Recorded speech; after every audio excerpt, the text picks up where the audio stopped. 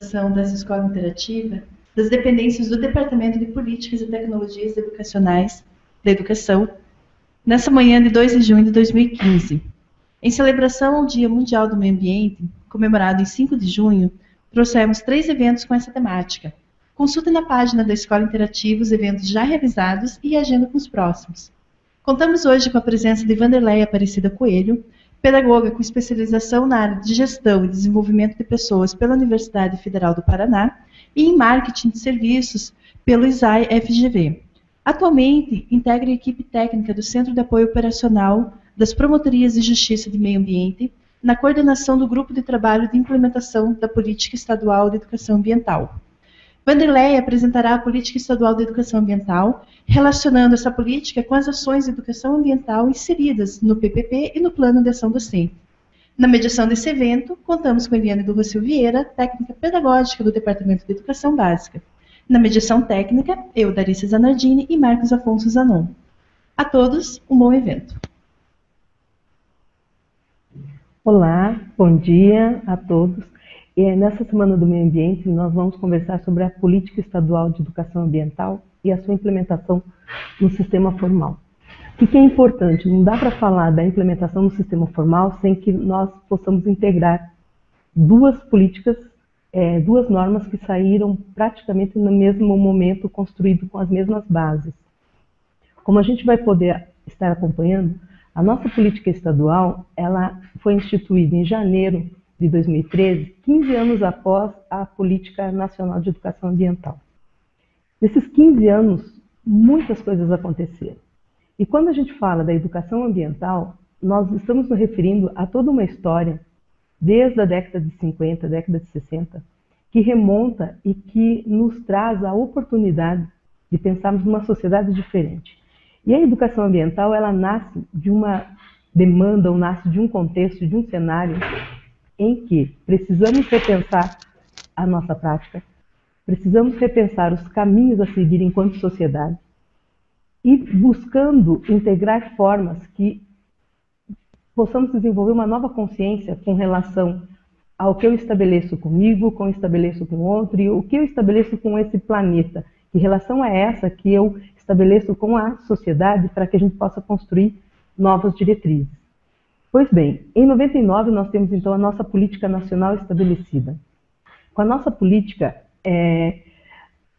além de temas que passam a ser importantes na condução do nosso processo educativo, nasce também uma reflexão de quanto se daria a internalização desses temas. Pois bem, e aí é o que nós chamamos dos temas transversais, que até hoje não estão bem, eu não sei se bem compreendidos, mas ainda nos remete a muitas reflexões a respeito de como, de fato, internalizarmos e nos apropriarmos dessas histórias dentro do sistema escolar, dentro da educação. E é importante também contextualizarmos que a educação ambiental ela não nasce no seio da educação, ela nasce no seio de ambientalistas. O que, de certo modo, provoca um distanciamento ou um olhar diferenciado do processo educativo. Porque, enquanto educador, acreditamos que a educação sempre é para uma sociedade, para a formação de cidadãos, para uma sociedade onde estamos inseridos. E a educação ambiental, ela traz um conceito. Sim, mas de que modo eu estabeleço essa relação, então? De que forma podemos construir uma sociedade que possa ter uma relação complexa, enfim, e inserir-se no meio ambiente e não distanciando-se do meio ambiente. E aí temos alguns desafios. E a nossa política, ela nasceu então, a partir da política paranaense, a partir de uma compreensão mais avançada da nacional nesse sentido. E com isso nós tivemos alguns avanços aqui. E esses avanços foi uma reflexão também de que educação ambiental não é método somente, não é técnica somente, mas ela é princípio. E além de princípios, a serem internalizados pelas nossas políticas públicas. E aí, a nossa educação, ela nasce a partir da criação, ou ela propicia a nossa política estadual, a criação de um órgão gestor e uma comissão interinstitucional de educação ambiental. Pois bem, vamos adiante. E o que significa nós termos um órgão gestor dentro da nossa política estadual. Na nacional, nós vemos a integração da área de educação e de meio ambiente. Na nossa estadual, nós trazemos a reflexão para inserção de outras áreas do conhecimento, outras secretarias que pudessem compor esse órgão gestor, de modo a caminhar integrado, gerando e estabelecendo políticas públicas que pudessem refletir na nossa sociedade, no nosso estado paranaense. Que secretarias são essas? A educação, a Secretaria de Meio Ambiente, a Secretaria de Agricultura, Secretaria da Saúde e Secretaria de Ciência e Tecnologia. Funcionando de que maneira isso? Funcionando em forma de pleno. Ou seja, que as decisões fossem tomadas em conjuntos, que as deliberações acontecessem em conjuntos e que tivesse instituído uma secretaria executiva e que pudesse estar coordenando essa política de forma integral. De forma integral seria como a educação ambiental acontece em cada uma dessas áreas e como que interage isso de forma a ter resultados que de fato refletissem no nosso dia a dia, na condução de nossas vidas. E adiante, então, nós temos o quê? A Comissão Interinstitucional. Então, nós estamos falando da nossa política criando um órgão gestor, criando uma comissão. Essa Comissão Interinstitucional, ela vai ser constituída por quem? Por representantes de governamentais e não governamentais. Os representantes governamentais são representantes daquelas secretarias que não tiveram assento no órgão gestor, mas que contribuem diretamente para a mudança de uma sociedade, como a questão da assistência social, patrimônio cultural, secretarias que intervenham na política e que pudessem contribuir. Os não governamentais, nós estamos falando da sociedade como um todo, mas especialmente vinculada aos nossos representantes de bacias hidrográficas. Por que isso? Porque a nossa política tem como um eixo muito definidor e um eixo marcante a bacia hidrográfica como eixo estruturante das suas ações. Ou seja, eu estou trazendo para a água o reflexo da nossa sociedade. Então, a água, enquanto um bem vital, um elemento vital, ela serve de espelho para as nossas ações, uma vez de que tudo depende dela, todas as formas de economia, todas as formas de comércio, todas as formas de produção. E a água, enquanto esse fio condutor e esse elemento, é o potencializador para que nós também fizéssemos uma conexão com o rio de nossas vidas, ou o rio de nossas histórias. Partindo do princípio de que, uma vez que eu me vincule a essa caminhada com o rio, eu possa também estar trazendo conceitos de pertencimento. E aí, nesse contexto, eu posso ter na água o reflexo, enfim, de todas as ações, múltiplas ações que elas são feitas em torno dela. Pois bem, a partir desse contexto, então, as bacias hidrográficas têm assento nesse nosso conselho, assim como a Rede Estadual de Educação Ambiental e outros segmentos que trabalham junto na construção dessa sociedade diferente que se sinta parte desse meio onde nós estamos inseridos. Pois bem, esse conselho ele está em formação, essa comissão está em formação, e ela também é de responsabilidade, no primeiro ano, da Secretaria de Estado de Meio Ambiente. A partir disso, na forma de pleno, também são discutidas outras variáveis. Pois bem, nessa caminhada, o que acontece? Nesse mesmo período, nós temos as deliberações nacionais da educação ambiental. Então, no momento em que um coletivo de educadores já vem fazendo a discussão de como se daria essa política no estado do Paraná. Nesse mesmo instante, nós temos as políticas e as deliberações nacionais que trazem um compromisso para o Estado de instituir a sua forma de agir com relação à educação ambiental. Pois bem, com isso nós tivemos a oportunidade de construir uma política de Estado junto com normas curriculares da educação ambiental no sistema do Paraná. É como se nós pudéssemos estar integrando a educação formal e a não formal. E a partir de que base? Então, uma base onde nós acreditamos que a concepção de educação ambiental ela deve ser emancipatória, transformadora e que promova uma consciência crítica. Não dá para pensar em educação ambiental para a manutenção daquilo que nós temos, uma vez que toda a sociedade, todas as nossas ações hoje nos remetem à necessidade de tomarmos caminhos diferentes na relação que estabelecemos com esse mundo, em todas as instâncias, no consumo, nas relações afetivas, nas relações de comércio, nas relações de trabalho, nas relações com que a gente estabelece dentro da casa da gente, com o rio da minha vida, com o estado a que eu pertenço. E esse processo, que é um processo educativo, não dá para falar de uma sociedade nova sem que seja pelo caminho da educação, nós acreditamos nisso, requer uma concepção de uma educação, então, que ela ultrapasse métodos e técnicas, mas que traga isso como princípio a ser concebido, princípio a ser internalizado e consciência a ser transformada.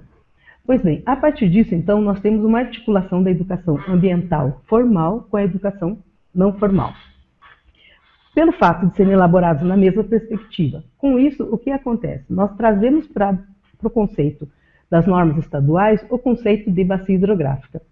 Esse conceito de bacia hidrográfica não é novo para as escolas, porque, primeiro, estamos numa bacia hidrográfica. Essa é a questão, né?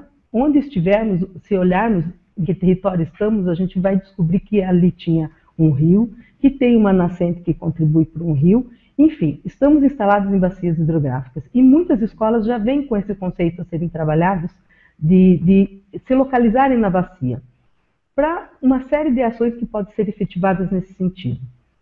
Pois bem, a outra era a interação de políticas públicas. Quando nós falamos em políticas públicas, a gente não tem como discutir hoje a educação sem a saúde, sem o meio ambiente, sem a interface que existe numa série de agir na sociedade. Se falamos em contaminação de rios, provavelmente nós estamos falando de contaminação também de pessoas, e nós estamos falando também de resíduos sólidos. Se estamos falando de resíduos sólidos, nós estamos discutindo produção, consumo, nós estamos discutindo reciclagem e estamos discutindo uma política municipal ou estadual de destino, de encaminhamento, de como agir com os resíduos sólidos. No mesmo tempo, se eu estou falando em resíduos sólidos, nós estamos falando de uma política hoje de inclusão daqueles que vivem da coleta seletiva, certo? Se eu estou falando dessa inclusão da coleta seletiva, eu estou falando de um comportamento também dentro da minha casa com relação a uma separação inicial. Mas não é só separar, mas é pensar o consumo. Então, o que é que a gente traz com isso? As políticas públicas, elas não acontecem de forma dissociadas. As políticas públicas, para que tenham um efeito e que tenham um efeito estruturante e transformador, devem ser pensadas de formas integradas. Bem, esse conceito de integração de formas integradas é um conceito que, logo mais, a gente também remete para um processo educativo. As nossas estruturas educativas e a nossa estrutura de pensamento, ela ainda é disciplinar, ela ainda é departamentalizada e fragmentada. Com isso, consequentemente, nós ainda agimos de forma separada e muitas vezes temos que lembrar como é que a gente integra as coisas. Então, é um desafio. E mais à frente a gente trata melhor.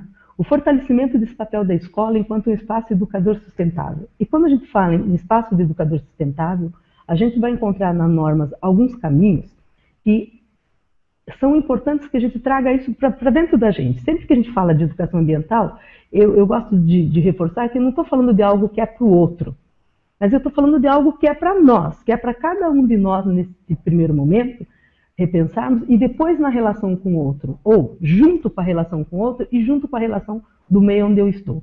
Então, se eu falo num espaço sustentável, eu estou falando de um espaço que vai pensar em estruturas físicas adequadas, em condições de trabalho, em confortos, sejam eles confortos térmicos, sejam eles confortos ergonômicos, enfim, que traga uma possibilidade de eu poder me sentir bem naquele espaço onde eu estou. Então, a reflexão é, a escola ou a instituição de ensino hoje, ela propicia a cada um de nós este conforto, enfim, de eu poder entrar num espaço físico e poder me sentir bem nesse espaço físico? Essa é a grande questão.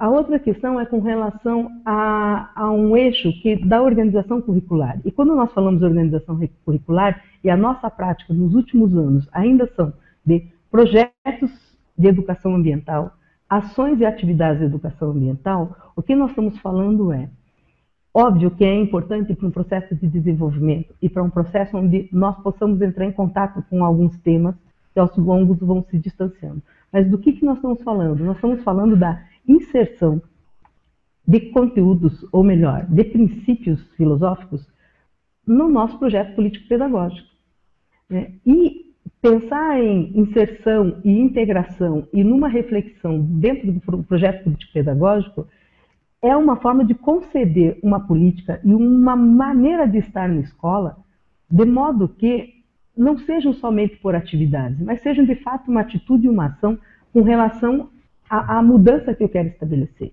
E que esses temas eles não nasçam de fora, mas que nasçam do seio da escola. Porque dentro da escola, assim como a água, eu diria, reflete todas as questões da sociedade. Não tem como nós pensarmos nessas questões de forma diferenciada. Todo dia, as escolas, as instituições estão trabalhando, estão se deparando com questões que são espelhos da nossa sociedade. Do mesmo modo, a nossa sociedade reflete o dia a dia de dentro de uma escola. Então, quando nós falamos nessa questão da organização curricular, nós estamos falando de eixos, de princípios a serem internalizados nessa matriz de escola que eu quero que seja transformadora, emancipatória e que possibilite o desenvolvimento de uma consciência crítica, né? Onde, de fato, nós possamos dizer assim, somos cidadãos porque conhecemos nossos direitos, conhecemos os nossos deveres e agimos dessa forma. Então, nós estamos falando do quê? De uma integração daquilo que eu penso, daquilo que eu sinto e da forma de me expressar no mundo. E, para isso, é um processo educativo que se é proposto, porque as coisas elas não nascem sem que a gente cultive, né? E processo educativo é cultivo. Pois bem, a partir disso, então, nós temos outras questões a serem tratadas nessas normas, que é a participação e controle social. E sempre que nós falamos também em participação e controle social, nós estamos falando assim de oportunidades, de espaços oportunizados para que as pessoas possam participar, possam sentir parte desse processo e que possam fazer o acompanhamento e avaliação daquilo que está sendo proposto. Por quê? Porque quando nós falamos nas questões socioambientais, nós estamos falando dos reflexos em várias dimensões da nossa sociedade. Nós estamos falando de várias situações que refletem no dia a dia do cidadão, daquele que está dentro da escola, do que está em torno da escola, da sociedade como um todo. E se nós falamos na integração de políticas públicas, nós sabemos que políticas públicas elas devem ser cobradas, políticas públicas devem ser acompanhadas, devem ser monitoradas. E a partir do momento em que nós trazemos esta ação a ser refletida dentro da escola, de forma onde haja participação, onde haja construção coletiva e onde cada um possa se sentir parte, eu estou exercendo aqui um controle social sobre recursos, sobre pessoas, sobre gestão, né, e fazendo valer um direito que me é possibilitado. Uma outra questão que as normas curriculares trouxeram, que nós entendemos muito significativas, foi a integração do ensino básico, da educação básica com o ensino superior. Por conta, de novo, de um termo que a gente usa muito em educação, na educação ambiental, que é a integração e complexidade. Não dá para falar de educação ambiental sem que essas duas palavras esses dois conceitos estejam impressos na nossa ação. E aí, o que é que nós fomos entendendo e, a partir disso, construindo, e dentro de um processo também, que foram realizados seminários, foram realizados fóruns, foram realizados debates. Então, não é algo, quando eu estou falando dessas normas, gente, não são normas construídas em gabinetes. Foram normas que foram discutidas com muitas pessoas, que foram discutidas com as universidades, com representantes de movimentos sociais, com representantes de ONGs, com professores, com alunos, enfim, para que a gente pudesse estar sistematizando. Então, eu posso dizer que o meu papel foi contribuir para sistematizar um conhecimento, né, que estava posto e que foi organizado para que nós pudéssemos, aí sim, torná-lo expressão de nosso agir. Pois bem, essa articulação, o que nós vemos então? Quando nós falamos de formação de professores, ou quando falamos nas licenciaturas e enquanto professores estamos em sala de aula, nós estamos falando assim de uma formação que a universidade me propicia, de uma reflexão e de um espaço que a universidade me abra a essas possibilidades e que nós possamos estar discutindo. E aí o que a gente também percebia era um distanciamento daquilo que os currículos, do que o planejamento de uma universidade desenvolve enquanto desenvolvimento de curso ou desenvolvimento de disciplina, ou desenvolvimento mesmo, um plano de desenvolvimento institucional da universidade com relação ao professor em sala de aula. E esse distanciamento passa por um caminho que é também da universidade refletir acerca de como transcendemos o ensino disciplinar, como transcendemos a dissociação do conhecimento. Por quê? Porque logo mais esse aluno da universidade ele está dando aula. Então, se eu tenho uma formação que ela mantém conceitos isolados, dissociados, ações que sejam significativas para um determinado segmento, mas que não estabeleçam conexão e relações com outros, obviamente esse meu processo de formação ele reflete também na minha aula no dia a dia. Do mesmo modo, a questão das pesquisas. Quando as universidades investem em pesquisa e extensão, a pergunta é para quem? Como nos apropriamos desse conhecimento e de que maneira transformamos isso num conteúdo ou num currículo ou numa proposta onde, de fato, eu possa estar me referenciando e executando minha ação. E do mesmo modo, de que modo as minhas práticas em sala de aula, ou as minhas práticas na gestão escolar, ou as minhas práticas dentro desse espaço da escola, propiciam condições a serem também pesquisadas, referenciadas, e que sirvam de base onde a gente possa ter aqui um encontro mesmo de conteúdos para essa construção que nós buscamos, para esse cultivo de uma sociedade que nós buscamos. Então, a proposta era que, na medida em que nós consigamos articular essas duas instituições, mas não são só instituições, articular pessoas para essa discussão do conhecimento, de modo que os conhecimentos e as pessoas dialoguem, que isso possa estar refletindo em sala de aula, que isso possa estar, de fato, possibilitando uma relação com os alunos e dessa relação com os alunos um novo caminhar dentro da sociedade. E não dá para trazer um outro conceito que não de constituição em redes. Tudo isso sendo falado de forma isolada não faria sentido. Então, quando nós trazemos essa articulação, que é da escola e todos aqueles que estão na escola, da escola com o seu entorno, da escola com essas políticas públicas, do espaço instituição de ensino, seja ele superior ou fundamental, com todo o meio em que ele está interagindo, eu estou falando de um processo que se estabelece comunicação, que se estabelece laços, que se estabelece conexões, e todo esse processo é que constitui uma rede. Então, o grande propósito também é que essas redes elas possam ser alimentadas e possam ser suporte para um trabalho integrado e um trabalho contínuo, porque esse é um outro princípio. Quando nós falamos em processo educativo, nós não estamos falando de educação para 1 ano, para 2 anos, para 3 anos. Nós estamos falando para desenvolvimento de uma sociedade. Nós estamos falando de um processo contínuo de formação. E cada dia mais a sociedade nos pede, né, que estejamos estudando, que estejamos nos desenvolvendo, que possamos estar ambientando e estar mesmo conectado com o que tem de novo, e não é o novo pelo novo, mas conectado com aquilo que a vida propicia para que uma sociedade possa ser construída. E nessa caminhada, então, nós trazemos novamente essa discussão de que a educação ambiental, para que ela faça sentido, em sentido tanto na questão de resgatar a emoção e o afeto para dentro da educação ambiental, como sentido na questão de um caminho, de uma direção, ela só acontece se de fato estiver articulada num projeto político-pedagógico, num plano de curso ou num plano de desenvolvimento institucional. Do mais, ela vai continuar sendo ação. E trazendo essa reflexão para dentro da casa é quando a gente, enquanto cidadão, adere, e esse é o termo, campanhas, sejam elas de redução de água, redução de luz ou tudo mais. Enquanto eu só estou aderindo porque é uma campanha, isso diz que eu estou o quê? Cumprindo um pedido, ou cumprindo uma determinação, ou cumprindo uma orientação que vem me dada de outro.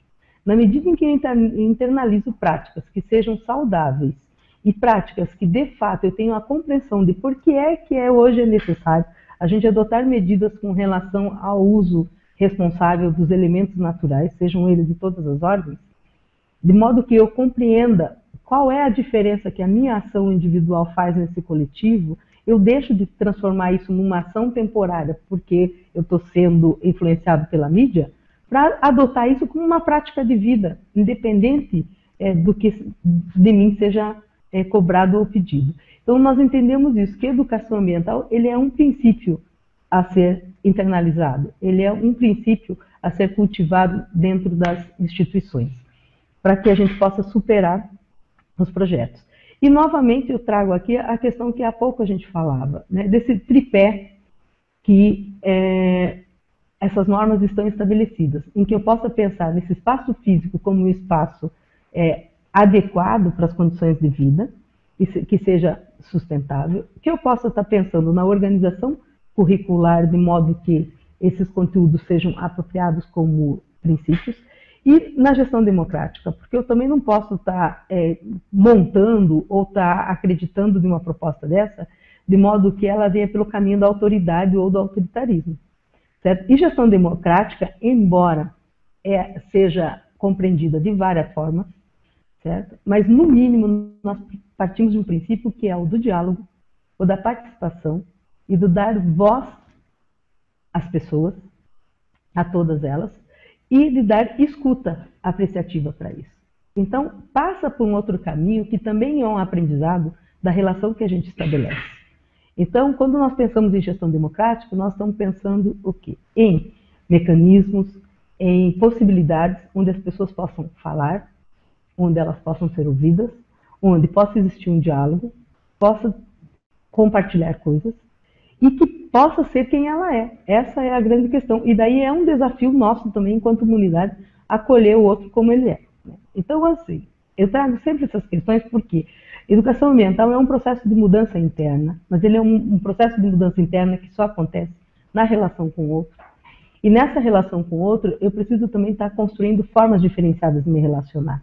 E a gestão democrática traz essa possibilidade de eu pensar no planejamento participativo, de uma relação com a comunidade e com a escola baseada no respeito, certo? Que não seja também só um mecanismo de aproximação, porque às vezes a gente escuta, mas a comunidade, os pais sempre vêm para a reunião, ou a gente não consegue mais com que o pai venha, porque, de certo modo, ao longo da nossa caminhada, por algum motivo ou outro, nós somos mecanizando as relações, instituindo processos que nos distanciam, simplesmente por cumprir determinadas questões. E aqui nós estamos falando de espaços que sejam cultivados.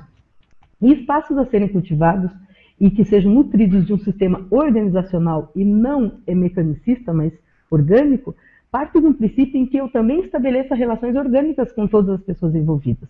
Então, ele é desafiador? Claro que é, porque precisa que seja sentado, dialogado, ouvido e transformado. E aí é um processo que cada um de nós precisa refletir acerca dele, né, de como que isso faz ressonância em cada um. Pois bem, para operacionalizar isso, nós falamos da articulação do ensino superior com a educação básica, nós falamos da bacia hidrográfica, nós falamos da relação estabelecida com a comunidade.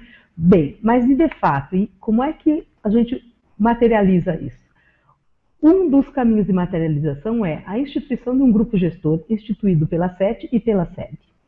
Que esse grupo gestor seja interdisciplinar e que esteja dialogando sobre situações e temas que sejam afetos às duas instituições no que diz respeito à transformação de conteúdos e componentes curriculares. Que possam estar estabelecendo ações que sejam integradas e complexas, que necessariamente não passem, transcendam só um projeto pontual, mas que possam ser mesmo processos continuados de pesquisas, processos continuados de formação e processos continuados de extensão. Esse é o principal propósito desse grupo gestor, que pelo menos estejam discutindo, conversando. E também nós sabemos que é um processo a ser construído, que é novo, no sentido de que sentaremos juntos, SED e SET, para fazer essa caminhada. Que desse grupo gestor nascem comitês escolares de educação ambiental. E, mais uma vez, o que a gente trouxe era que não seja mais um comitê escolar de educação ambiental, mas que possa ser um comitê que reúna as várias instâncias de comissões e de grupos que já estão instituídos nas escolas. E aí são várias o que nós temos hoje. A própria Associação de Pais e Mestres, os próprios grupos, grêmios escolares, comissões que já estão instituídas com relação à alimentação. Então, que esse comitê possa agregar e trazer a discussão dos princípios da educação ambiental para dentro da sua prática. Uma vez esses comitês instituídos dentro da escola, que a gente possa estabelecer laços aí com comitês que estão dentro de uma bacia hidrográfica. E quando a gente fala em bacia hidrográfica, novamente, nós estamos trazendo a questão da água, a questão do uso do solo e os múltiplos usos desse meu espaço que dependem da água, né? E que devem cultivar a água. Pois bem, e aí nessa relação acontece um encontro também da educação formal com a educação não formal, porque são várias as ações que hoje estão acontecendo dentro de uma bacia hidrográfica, movidos e estimulados por movimentos sociais, por organizações não governamentais e por outras esferas, seja do setor privado e público, que possibilitam uma nova reflexão acerca daquilo, daquele espaço onde a água está inserida. E aí, assim, se a gente olha para o estado do Paraná hoje, o que nós temos? Nós temos os nossos rios urbanos, de certo modo, contaminados pelos esgotos sanitários, pelos resíduos sólidos e por uma série de coisas que a gente ainda tem, em alguns momentos, uma cultura de que a água leva, né? Se nós pensamos nos nossos rios que estão mais distantes e seriam os mananciais de abastecimento, ou rios que estão em zona rural, o que é que hoje nós nos deparamos? Com as situações de contaminação por agrotóxico, desmatamento, na verdade, como a gente fala, a questão das nascentes que são fechadas ou que elas são transformadas em outras...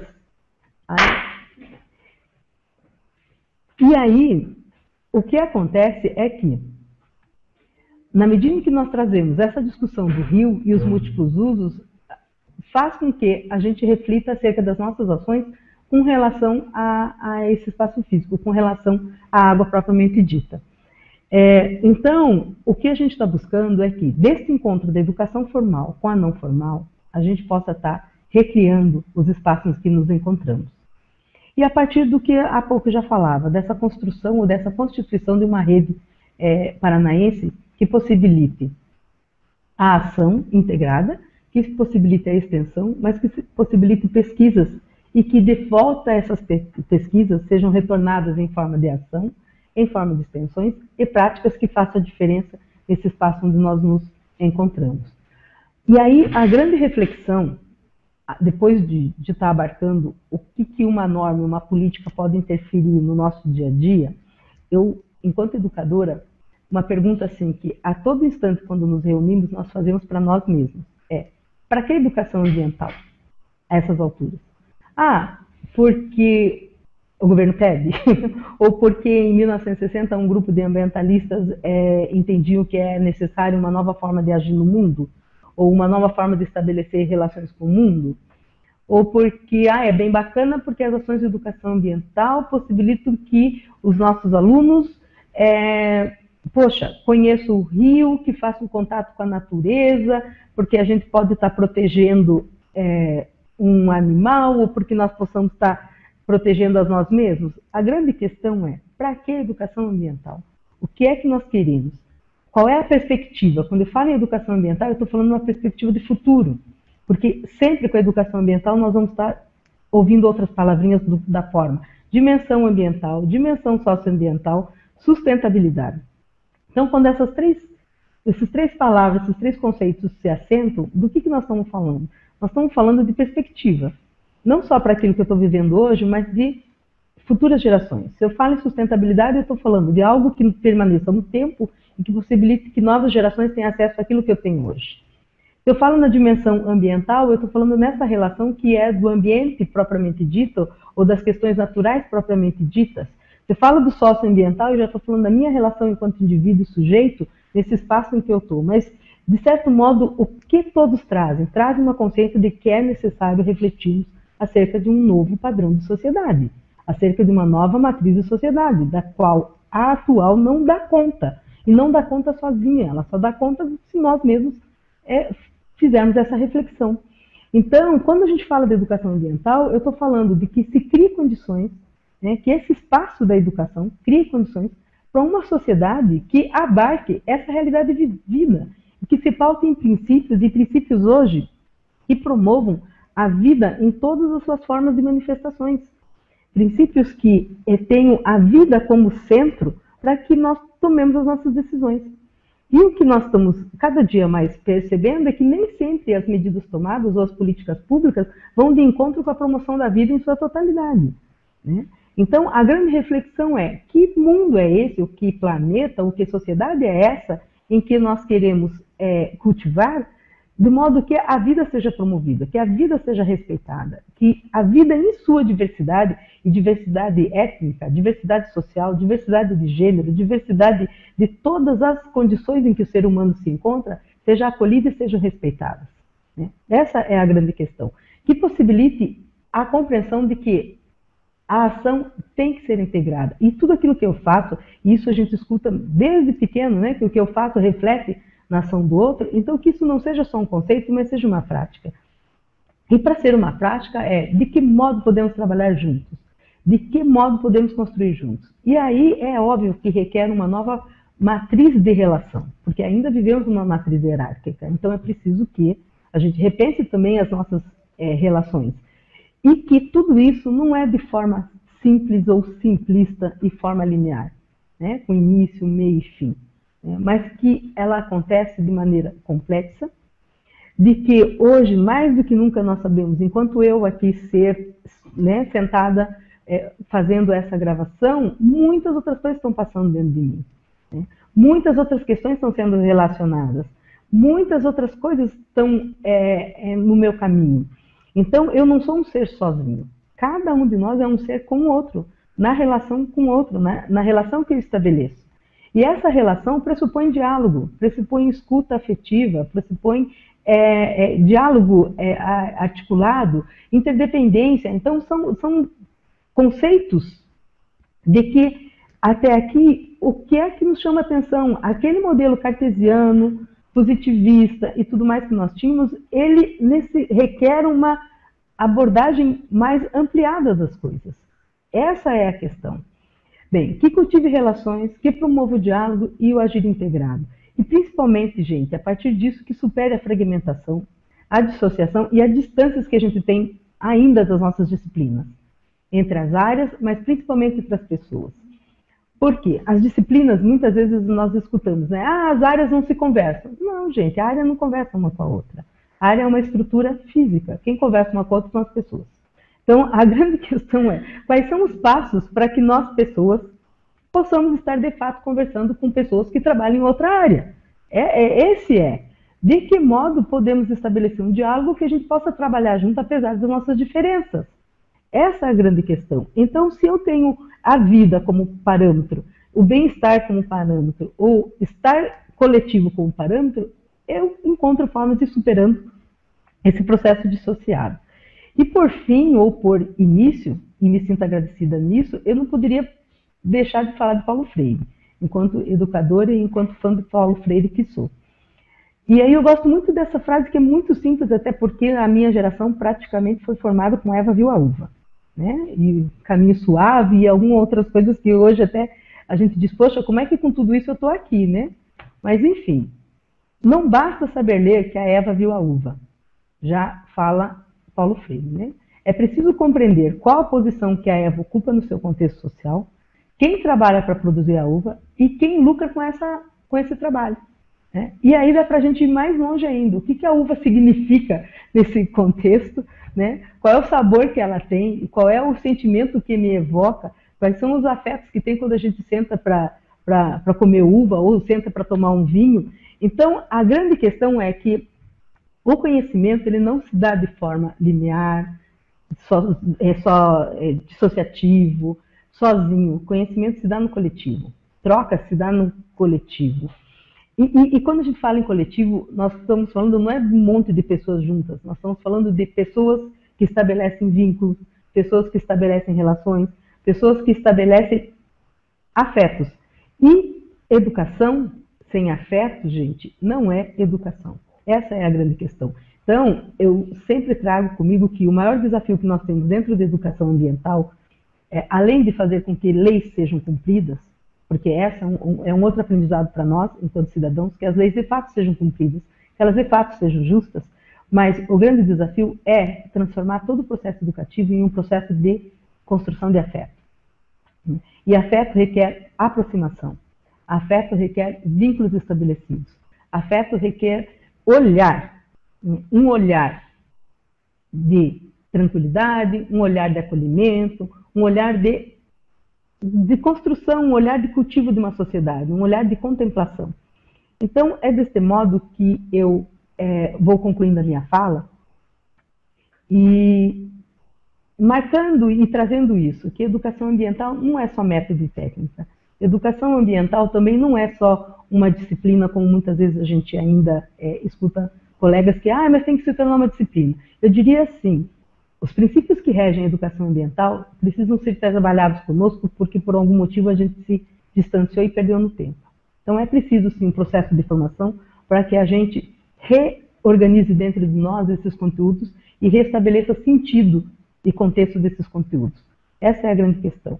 Mas o caminho e o resultado de uma educação ambiental é uma sociedade mais harmoniosa, mais amorosa, mais afetiva, em que a gente enxergue no outro, não o outro, mas o semelhante. Então, eu agradeço a oportunidade e desejo que a gente possa estar cultivando vários e vários princípios pela vida.